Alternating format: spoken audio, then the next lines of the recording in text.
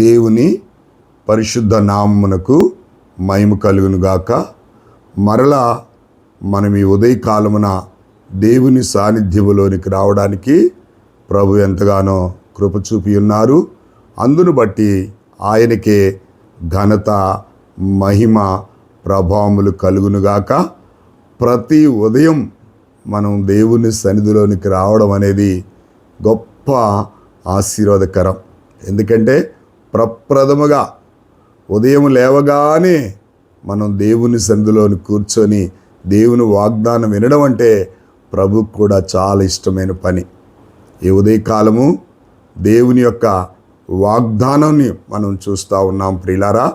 కీర్తనలు 24వ వచనం చక్కగా ఆయన వాగ్దానములో ఆయన నీ కోరికను సిద్ధింపజేసి నీ ఆలోచన యావత్తు సఫలపరచునుగాక. అవును ప్రియులారా, మన కోరికను సిద్ధింపచేసేవాడు ప్రియులారా. నిజంగా దేవుని సన్నిధానములో ఆయన వాగ్దానము నీ కోరికను సిద్ధింపచేసి నీ ఆలోచన యావత్తు సఫలపరచునుగాక.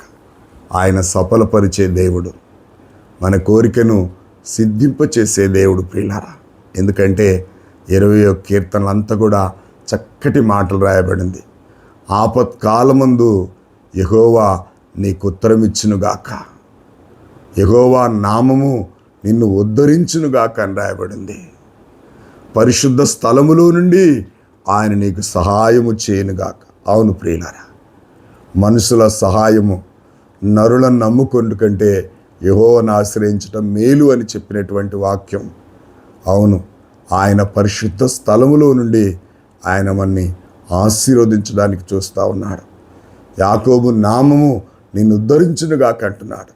ఆపత్కాలమందు ఆయన నీకు ఉత్తరం ఇచ్చే దేవుడు. పరిశుద్ధ స్థలములో నుండి ఆయన మనకు సహాయం చేస్తానని చెప్తున్నాడు. అంతేకాదు, నీ నైవేద్యములన్నిటినీ ఆయన జ్ఞాపకము చేసుకుని, నైవేద్యం అనగా ప్రార్థన.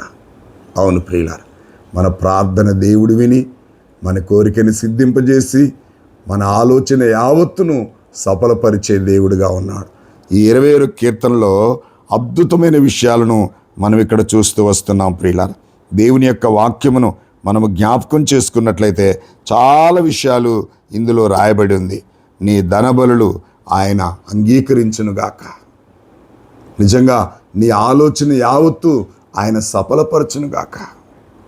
యెహోవా తన అభిషేక్తుని రక్షించునని నాకు ఇప్పుడు తెలిసి ఉన్నది అని చెప్పి రాస్తాడు. అవును ప్రియులారా, దేవుని యొక్క సన్నిధి, దేవుని యొక్క నామము ఆయన నిజంగా మన కోరికను సిద్ధింపజేసి మన ఆలోచన యావత్తు సఫలపరిచే దేవుడు ప్రియులారా. అయితే కొందరు గుర్రములు బట్టి, కొందరు రథములు బట్టి అతిశయపడతారైతే మనమైతే మన దేవుడైన యెహోవా నామమును బట్టి అతిశయపడదుమంటాడు. వారందరూ కృంగి నేల మీద మరి పడి ఉన్నారు, మనమైతే చక్కగా నిలబడి ఉన్నాము అంటాడు. అవును ప్రియులారా, ఈ ఉదయకాలమున దేవుని వాగ్దానం ఏంటంటే ఆయన నీ కోరికను సిద్ధింపజేసి నీ ఆలోచన యావత్తు సఫలపరిచే దేవుడు.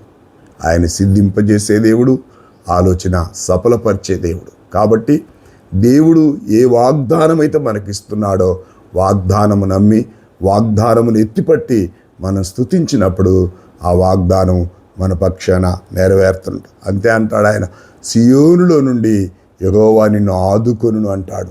పరిశుద్ధ స్థలములో నుండి ఆయన నీకు సహాయము చేయనుగాక అంటాడు. సియోను అనగా పరలోకం ప్రియులారా. దేవుని యొక్క రాజ్యంలోని మన ప్రార్థన విని మన ప్రార్థనలకు జవాబిచ్చే దేవుడు ప్రియులారా. ఆయన మనను ఉద్ధరించే దేవుడు, ఆయన మనని ఘనపరిచే దేవుడు. కాబట్టి ఈ ఉదయకాలమున దేవుని వాగ్దానాన్ని జ్ఞాపకం చేసుకొని వాగ్దాన ప్రకారంగా నడవడానికి మనం దేవునికి మనలను మనం అప్పగించుకొని ప్రభువుని స్తుతించాల్సిందిగా ప్రభువుని బట్టి మనవి చేస్తున్నాను.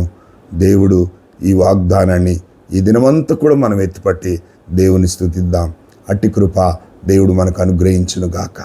పరిశుద్ధుడా, ప్రేమగల తండ్రి, కృపగల యేసయ్య, 20వ కీర్తన ప్రభా నువ్వు చక్కగా మాట్లాడుతూ వచ్చావు. 4వ వచనాన్ని మాకు వాగ్దానంగా ఇచ్చావు. నీ ఆలోచన యావత్తు సఫలపరచునని చెప్పావు.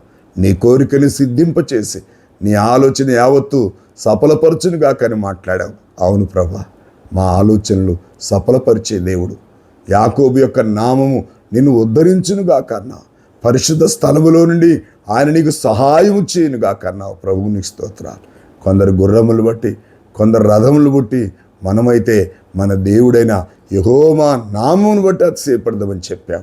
అందును బట్టి నీకు స్తోత్రాలు చెల్లిస్తూ ఈ ఉదయకాలమున నీవు ఇచ్చిన వాగ్దానాన్ని ఎత్తిపట్టి నిన్ను స్తుతించి, నిన్ను గణపరిచి, నిన్ను ఆరాధించి నీ చిత్తం జరిగించే కృప మా అందరికి అనుగ్రహించమని యేసుక్రీస్తు నామములో అడిగి వేడుకొనుచున్నాను తండ్రి.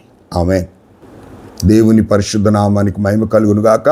ఈ ఉదయకాల వాగ్దానం ఎట్టిపట్టి దేవుని స్తుతించి మీరు వింటూ ఇతరులు షేర్ చేసి మీరును వారును ఆశీర్వదించబడాలని మనవి చేస్తున్నాను. God bless you all.